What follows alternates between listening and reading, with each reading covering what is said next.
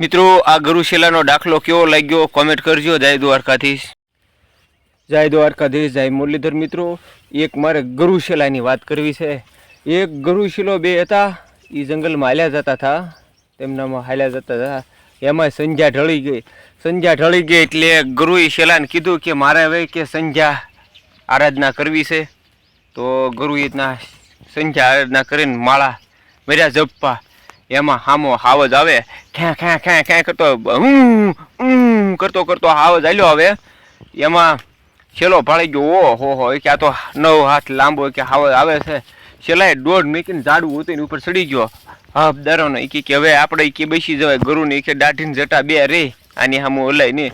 ઓલો શેલો તો ચડી ગયો ઉપર, પણ ગુરુ તો એની લિંગમાં હાવજ આવ્યો, ગુરુની ફરતી 4 પ્રદક્ષિણા ફરી ગુરુને નમન કરીને વયો ગયો।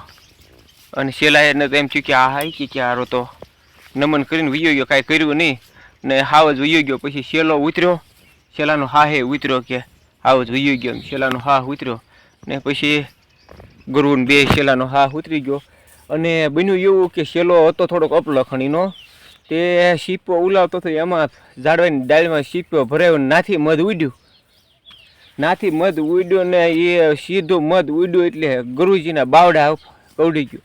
ગુરુના બાવડે પગ કવડ્યું ને ગુરુજી કે ઓય બાપલ્યા ઓય મારી કરીને ગુરુ દોટ મેકી। પછી પાછા ગુરુને બે ભેગા થયા। તો શેલો કે હવે મને એ ન સમજાણું કે ગુરુદેવ કે આ કે આગળ લટાળો એ મોટો કેસરી હાવજ આવ્યો હતો, તો એ તમારું કે રવાડું ખાંડું ન થયું, તમારે રવાડું ફરક્યું ને ઓય બા કે ઓય માય ન કર્યું ને એક મધની માખી કવડી ને તા તો એ ઓય બાપ ને ઓય માં કર્યું। પણ એ કે કોડા એ કે જઈએ હાવજ આવ્યો હતો તો એ મારી હારે અખિલ બ્રહ્માંડનો માલિક હતો, હું એની સાધનામાં હતો કે મારી હારે ને અત્યારે કે ભૂંડા તું મર્યો, તું અત્યારે હાર્યો છો, એટલો ફેર।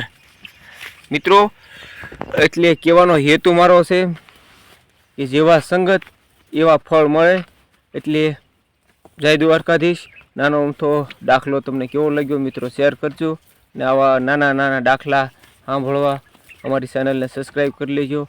અને આપણે અમુક વાર્તાઓ એવી વાર્તાઓ રજૂ કરવાની છે મિત્રો, પણ તમારા સાથ સપોર્ટની જરૂર છે ને દર્શક મિત્રો। એક ખાસ કરીને એક વાત તમને કહેવા માગું છું કે અમારા ભાવનગર જિલ્લાની અંદર એવા મહાન શૂરવીરો સંતોની વાતો છે કે એ હાવ દબેલી જ છે, કોઈને સાંભળી જ નથી।